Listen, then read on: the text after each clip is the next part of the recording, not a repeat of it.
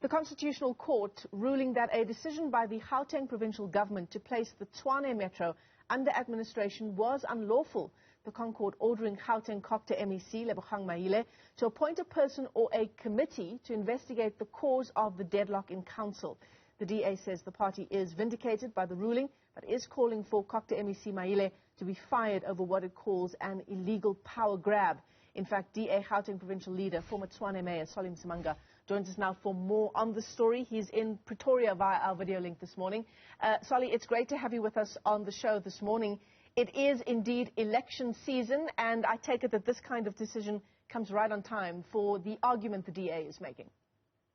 Well, thank you very much, Michelle. Good morning to you and good morning to the viewers at home. Indeed, not only is this a victory for the Democratic Alliance, but it is victory for the people of Tshwane, and indeed victory for every other local government, municipality, or even a party that is going to be in government after this elections that are coming up. Because this sets a very nice precedent that then says provincial or national government cannot abuse its power in order to, unseat a democratically elected local government sphere. And this is something that the courts have really given us a tool that will make sure that we are able to hold the provincial and national government and even the sphere of local government all in check in terms of how they use their powers.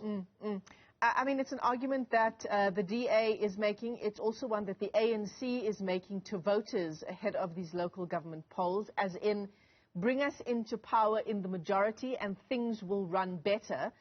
On the part of the DA, I mean, you've been struggling to convene a council meeting, haven't you, for several months now because of continuous walkouts? Well, Michelle, you see, the thing is there's very, very strict rules and very clear guidelines in terms of what should happen when councillors decide to disrupt council, number one. Number two, decide to miss council a number of times. If you miss council three times, in fact, you are then eligible to be, to be dismissed as a councillor. Now, that is something that the MEC has got power to then investigate, and this is something that is coming out very clear in the judgment to say the MEC didn't follow the regulation, didn't follow the rules in terms of the steps to be taken when you want to implement Section 1391, which then says what are the steps that you need to be putting in place in order to remedy a situation. Now, we expected the MEC to call in councillors and read them the riot act to say you cannot disrupt council, you cannot walk out of council, you cannot not be in council, because that goes against the spirit of good governance, that goes against the spirit of you being a councillor, because it is very clear what you need to be doing there. But what the judges also say, which is very interesting, is that the MEC was supposed to have established a person or appoint a person or a committee that was supposed to engage with the municipality in finding the solution to the problem. That never happened. It just jumped onto using Section 1391C without even following what A and B are actually saying, which then becomes a problem. I mean, one just wonders how much service delivery has been interrupted over the past few years in Tshwane. Well, Michelle, that is a good question, because you end up having a situation where even when the administrators came, the municipality then became worse off. And this is why we are saying it's a victory not only for Tshwane and the DA, but it's a victory for local government. Because I can guarantee you, please tell me of any municipality that has ever been put under administration that came out better off. You can talk of municipalities in the northwest, you can talk of municipalities right here in Mfuleni, where they were even saying one moment they were putting under administration, the next moment they were not put under administration. The question is, what are the steps, the correct steps to be taken in order to remedy the problems that are there? And once you have done that, how do you then give support from a provincial and a national perspective? How do you then give support to the municipalities to make sure that they are able to then fulfill their mandate? And that is something that, this court judgment has really given us right now. And we're hoping that it begins to then stabilize working relationships between the provincial, national, and local government going forward. Political agendas over service delivery and the needs of the residents of Tshwane. I mean, that's on the face of it, how you can read what's unfolded in Tshwane over the past months, years, one could argue as well.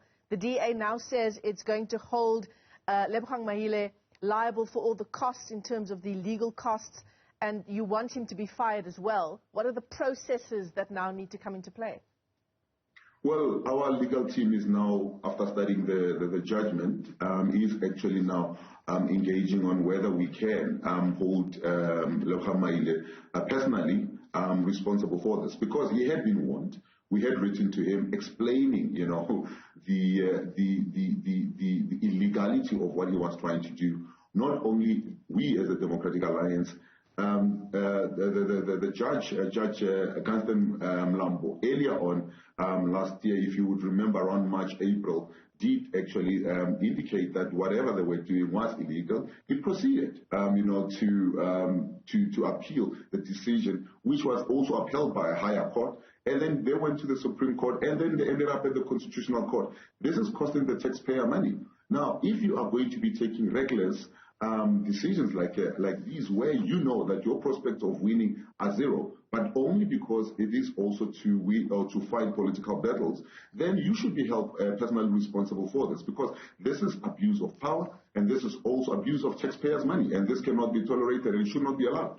Msimaga, let's talk about the upcoming polls now and what the DA is hoping to achieve. Let's focus on Gauteng, since we started our discussion around Tshwane. The DA really with a shock win together with coalition partners back in 2016, unseating the ANC in Tshwane. What are the numbers that you're going to be hoping for this time around? And perhaps also give us a sense of the city of Johannesburg, 270 seats in the city of Johannesburg.